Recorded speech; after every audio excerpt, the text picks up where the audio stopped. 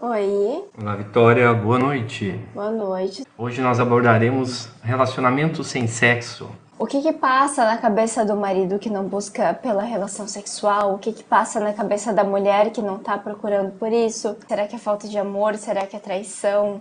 É muita coisa que envolve quando se trata de relacionamento sem sexo. Até porque, né? Meu nome é Victoria Busque e está começando agora o podcast Casamento em Pauta. E hoje nós vamos abordar alguns pontos principais, né? Do que gera um relacionamento sem sexo. Quais, na verdade, são 4 ou 5 pontos principais, né? Que são a depressão, ansiedade, tabus e outras questões relativas à sexualidade. Do casal e até mesmo, né, particular de cada um. Eu sempre digo que esses problemas, eles não acontecem do nada, né? Nada acontece do nada.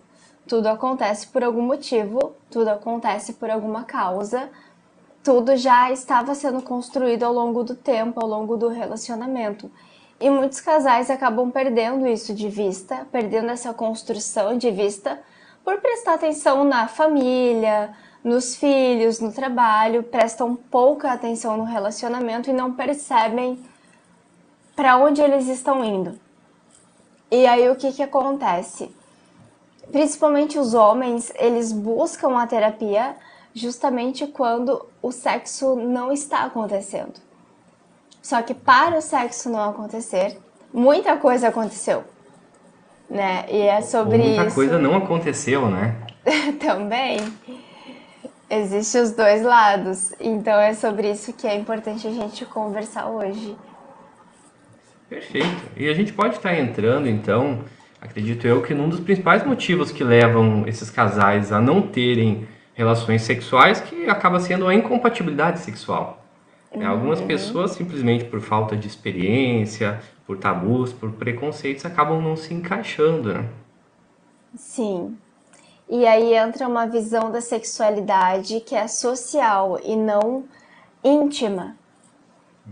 Por mais que exista uma ideia social do que é a sexualidade só é vivida de fato na intimidade do relacionamento.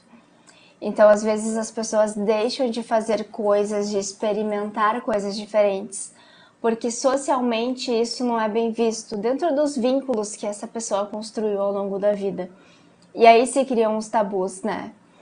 Então, tem esse tabu criado pelas amizades, que eu acho que são os mais fortes, e tem os tabus criados pela questão religiosa e pela tradição, que também Família, tem né? uma força, né? Mas que as amizades intensificam ou não. Exato. E esses tabus E a gente vai levar o relacionamento todo se não trabalhados, né? E é geralmente o que dá muito problema no relacionamento. Principalmente quando a gente fala de pessoas que têm baixa experiência.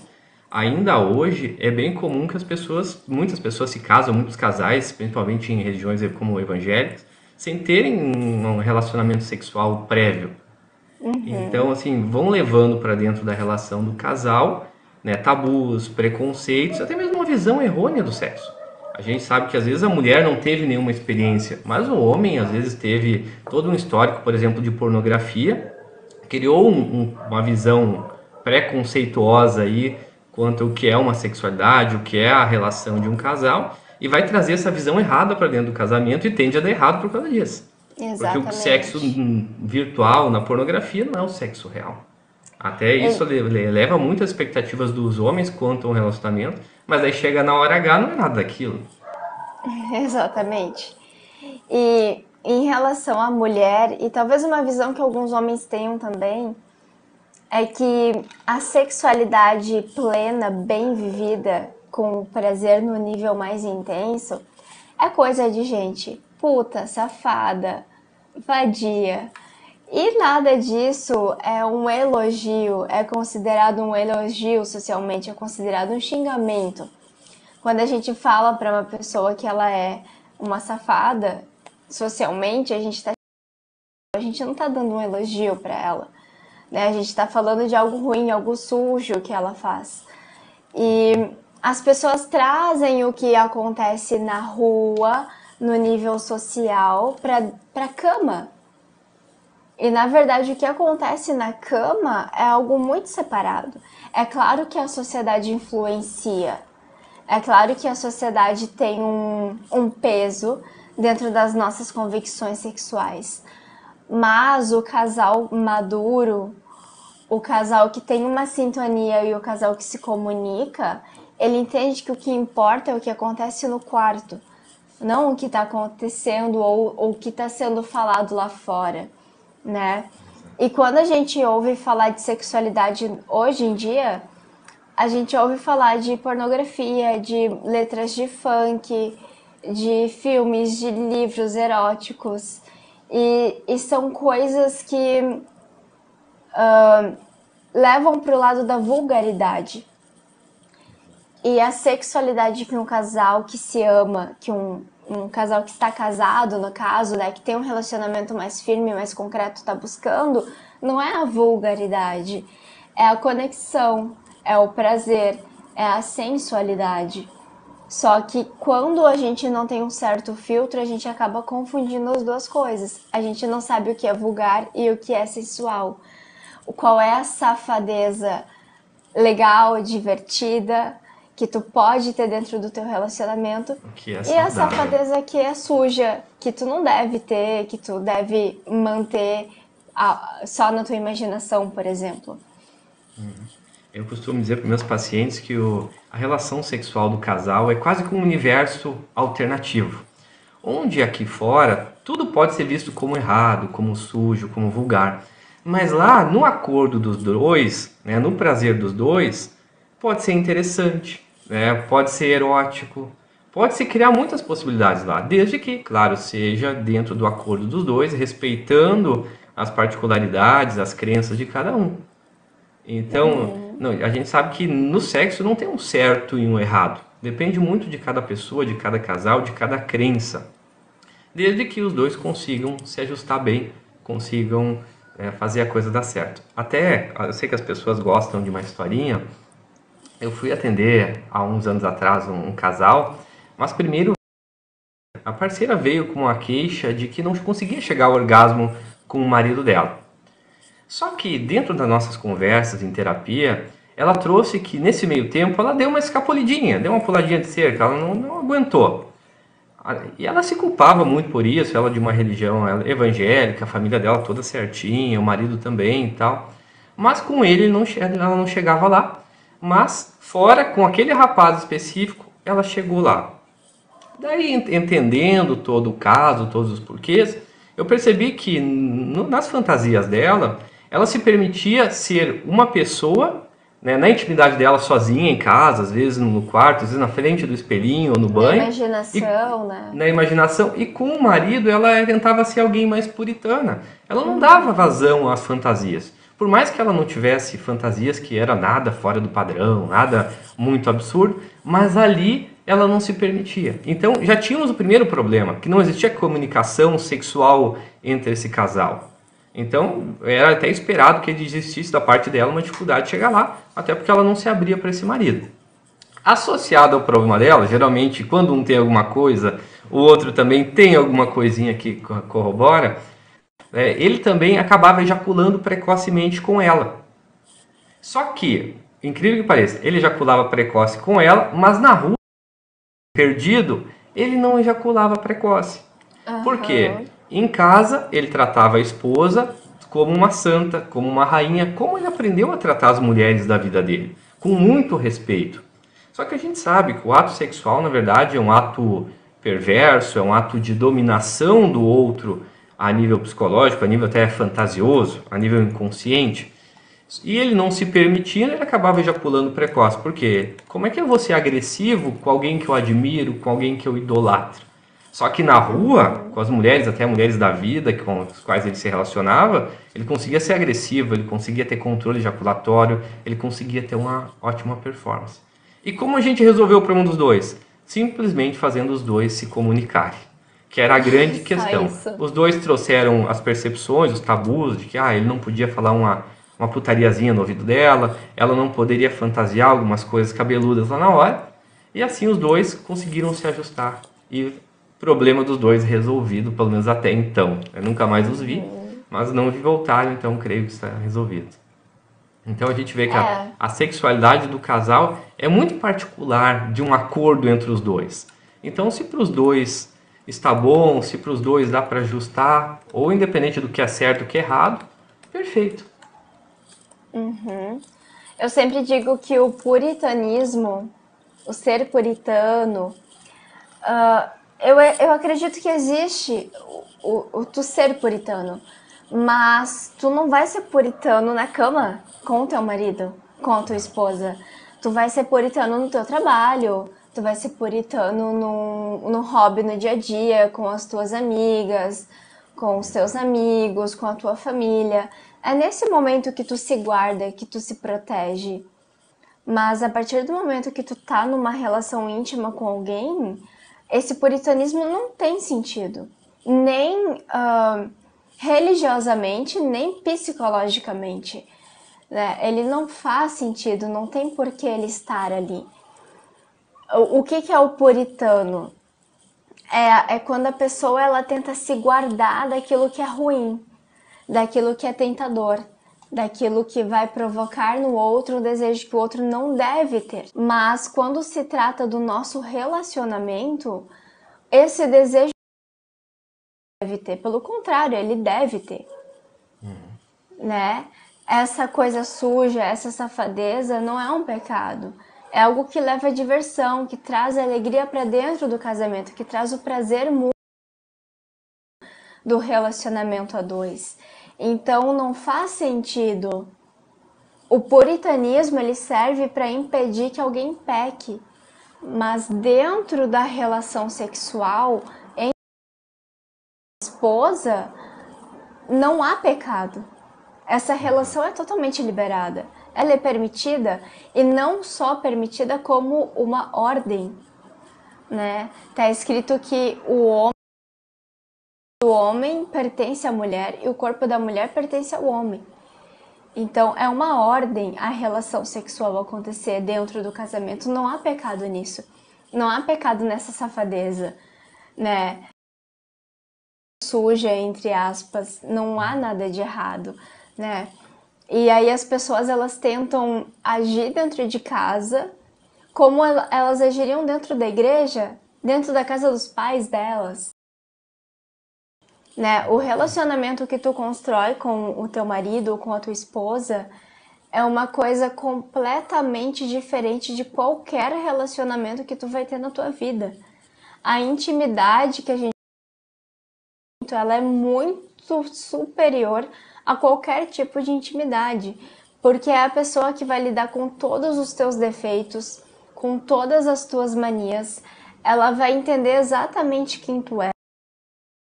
Você quer se entregar e você quer se sentir confortável durante todo o dia com aquela pessoa, mas no momento da sexualidade você se sente envergonhado, né? Então, onde está o relacionamento? Por que na hora da sexualidade a pessoa não se sente livre, mas durante todo o resto do dia ela se sente livre?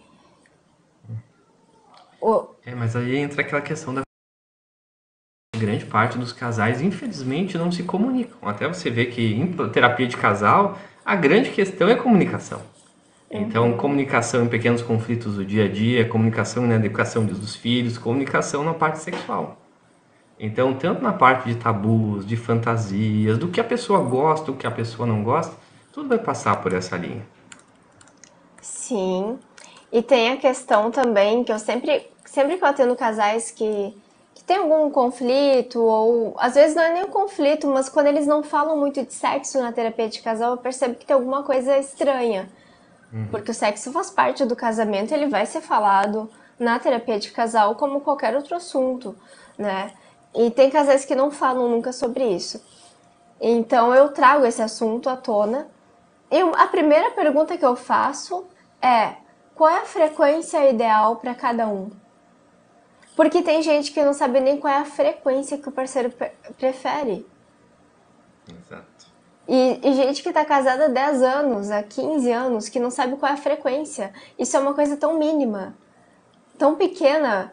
É uma pergunta assim, olha, quantas vezes por semana tá bom pra ti? E as pessoas não conseguem, elas se sentem envergonhadas de perguntar isso, né? De perguntar e procurar, né? Até as mulheres, até um alerta para as mulheres, elas têm muita dificuldade de dizer para o marido que elas querem sexo, como se elas fossem mal vistas por isso. E na verdade, os homens gostam de sentir que a mulher os deseja, gostam de sentir que a mulher os procure.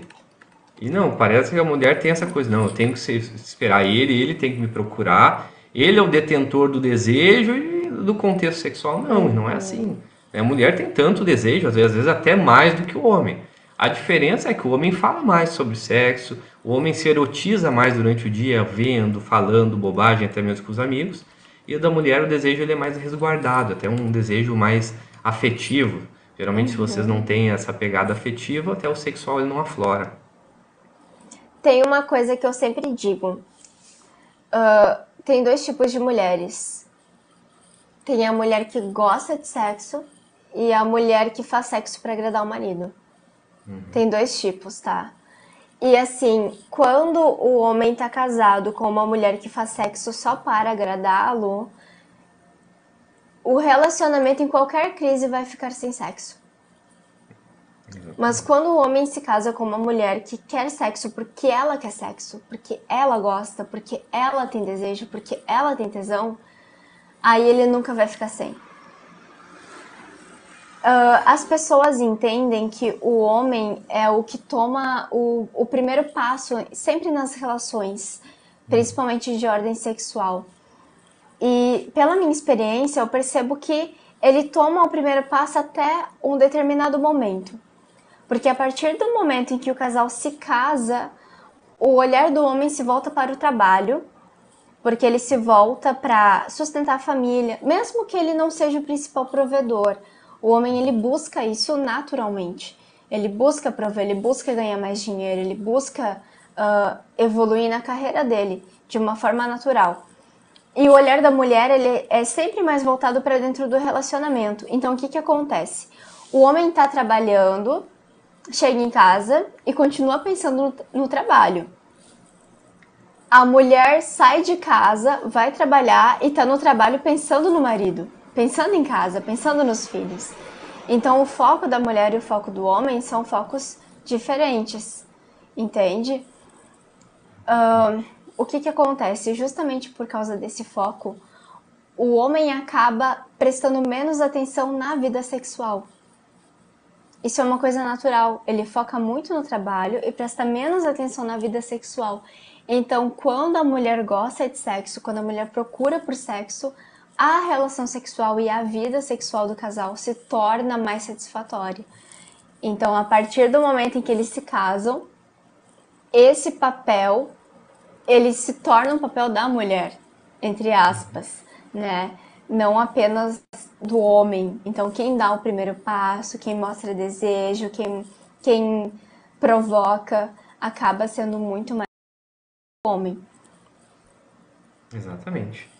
E aí, a gente pode entrar numa segunda questão aí que leva aos relacionamentos sem sexo, que realmente é um problema no relacionamento. A gente tem essa questão da incompatibilidade, que é um problema número 1, digamos, que leva esses relacionamentos a não ter a parte sexual. E um problema número 2, que é o problema do relacionamento. Então, tanto na questão de carinho, de afeto, de segurança, como você citou, né? O homem precisa de uma mulher que tenha a parte sexual, mas tenha a parte afetiva também, para ele se sentir seguro. O homem que tem o sexual e tem o afetivo, tem essa segurança em cima da mulher, ele vai à caça, ele vai trabalhar, ele vai lutar. Ele não precisa gastar tempo e energia com coisas que são desnecessárias, como até ficar olhando para outras mulheres na rua. A gente vê que hoje os homens têm uma tendência a não procurar mais tanto aprontar.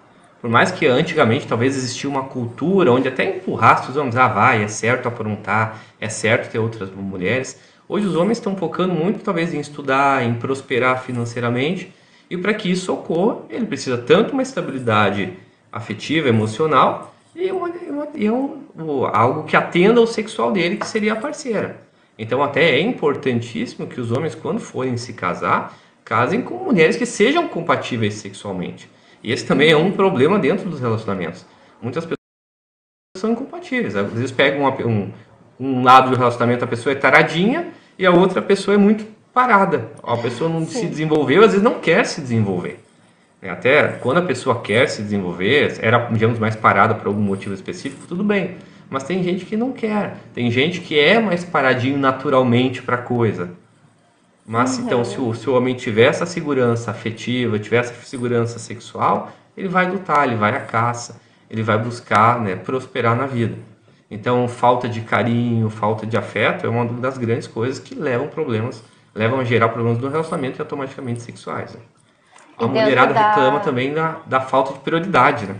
De sentir deixada de lado, que é um dos motivos pelos quais as mulheres mais negam sexo para os homens. Eu não sou prioridade para esse homem, ele não me dá afeto, ele não me dá carinho, ele não me dá atenção, com isso eu não dou sexo para ele. Até Pra mim, porque, para eu vocês percebo mulheres, muito isso é também uma na moeda de clínica. troca, né?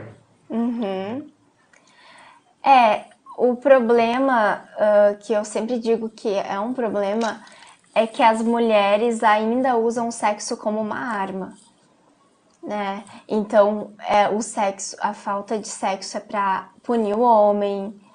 Então, eu já ouvi pessoas falarem, né, pessoas do meu convívio falando, hoje o meu marido vai receber, então eu vou dar uma bendada pra ele. Ele me dá o cartão de crédito e eu fazer as compras que eu quero. E assim, o sexo não é uma arma. Não é isso que ele é. Ele não foi feito pra isso. O sexo é uma forma de tu ter intimidade, de tu expressar confiança no teu parceiro, de tu construir um vínculo profundo que tu não constrói com mais ninguém. Ele tem a ver com o relacionamento, ele não é uma arma. Ele não é algo que tu utiliza, né? E eu também já ouvi mulheres falando, ele queria, então eu dei, como se ela estivesse fazendo um favor pra ele, né? Não é um favor. Não é um favor, Exatamente. né? O sexo é algo prazeroso para os dois. Como assim tu deu? Como se tu não tivesse sentido prazer também? Como se tu não quisesse? Como E aí se... começam os problemas, né? O cara se sente rejeitado porque ele percebe que a mulher está fazendo aquilo por obrigação ou por uma moeda de troca. E é assim como as mulheres, né? Os homens não dizem isso, mas nós homens temos tanto desejo de se sentirmos desejados pela parceira quanto vocês têm por se Com sentirem certeza. desejados. Homem precisa de carinho, homem precisa de afeto, homem precisa de uma mulher que o deseje. Só que ninguém fala, né? Parece que é feio o homem, digamos, mostrar as fragilidades dele, né? Então a É. gente não é uma pedra, não é um cubo de gelo. E dentro da minha experiência clínica, a maioria dos homens que traíram, a grande parte deles, tá? É por duas causas. A causa número um, assim, principal, é falta de carinho. Eles têm de fato uma mulher que não é carinhosa, que não pega na mão, que não abraça, que não dá um beijo. Sabe aquela coisa de tu dormir encostadinha na pessoa? Encostei o pé, encostei a mão, ou dormir abraçada. A mulher que tem ternura, né? Que fala de forma carinhosa com ele. Muitos homens traem por falta disso. E não é uma desculpa, é porque é algo importante para eles, né? Não tô passando pano pro cara que trai, ele tem responsabilidade nisso, mas também não dá para tratar a mulher como a única vítima dentro de um relacionamento e de um problema que ela construiu junto com ele, né? Então a A gente tem que traição é ter... sempre o problema dos dois, né? Isso, Exatamente. sempre tem os dois lados da moeda. Então, o cara traiu, tá? Mas traiu por quê? Né? Qual a interferência do outro em cima dessa traição? Então, não que o outro tenha uma culpa, mas alguma interferência ali ele tem. Ou ele é conivente com aquilo, né? Se relacionou com alguém que já tinha um padrão de trair, ou talvez faltava algo naquela pessoa que a pessoa foi buscar em outra. Eu sempre digo, não é a culpa, é a responsabilidade, né? Porque a culpa é aquele sentimento que tu fica remoendo. Ai, que droga, eu fiz isso, eu não devia ter feito, que droga. Sabe, é esse sentimento. A responsabilidade o problema tá aqui, eu entendi o que eu fiz de errado, eu vou corrigir. E é dessa forma que a gente trabalha na terapia de casal, ok? Qual é a tua responsabilidade dentro do que aconteceu? Ah, mas eu fui traída. Sim, tu foi traída. Mas aconteceram coisas no teu relacionamento antes que essa traição ocorresse. O que aconteceu? Como que tu cooperou para isso? E a gente tem que ter responsabilidade. Eu digo que é muito melhor tu ter responsabilidade, porque quando tu tem responsabilidade, tu pode mudar. E se a responsabilidade fosse só do outro, tu estaria presa ao outro. E é muito pior. E daí tu fecha as portas, né? Por exemplo, aquela pessoa que se sente a vítima na história, geralmente ela pensa, não, é ele que não tem que fazer, é ele que tem que correr atrás de mim agora pra gente poder se ajustar. E daí ela também fica dificultando uma investida da outra parte. A outra talvez quer se desculpar, quer talvez compensar o erro cometido, e a vítima ela fica ali, não, eu sou a vítima, então eu fico aqui, essa pessoa que vem atrás de mim, fechando uma possibilidade de uma resolução do problema, até uma possibilidade disso não ocorrer mais. O que eu percebo é que as pessoas tratam a relação sexual como um bônus. Eu casei, vamos ter a nossa vida juntos e tal, criar os filhos, criar família, construir tudo. E o bônus é o sexo. Só que o sexo não é um bônus, o sexo faz parte do pacote. Ele é uma responsabilidade também, ele tá dentro de tudo isso. Ele não é uma coisa extra, ele é uma coisa necessária, ele é um pilar essencial do relacionamento. E eu sempre digo, a relação sexual é o que diferencia de todos os outros. Por quê? Eu posso muito bem desabafar com a minha amiga. Eu não preciso desabafar e contar meus segredos pro meu marido. Eu posso fazer uma janta ou um almoço com os meus amigos. Não precisa ser com meu marido. Eu posso contar meus planos e os meus sonhos para outras pessoas. Não precisa ser com meu marido. Mas o sexo é com ele. Não é com outra pessoa. Então, isso é importante, não é um bônus. O sexo, ele faz parte, é um pilar necessário e essencial da relação. E quando tu coloca essa relação como algo condicional, aí nós começamos a ter problemas, né? Tem duas questões, né? Tem o casal que tem problemas e o sexo é afetado naturalmente, que é o mais normal, né? Eu sempre digo que todo problema que o casal tem aparece na cama. Então, tem. Mas também tem pessoas que fazem isso de propósito. Que elas constroem um ambiente em que a relação sexual seja condicionada a outras coisas. E daí ela se torna muito mais complicada.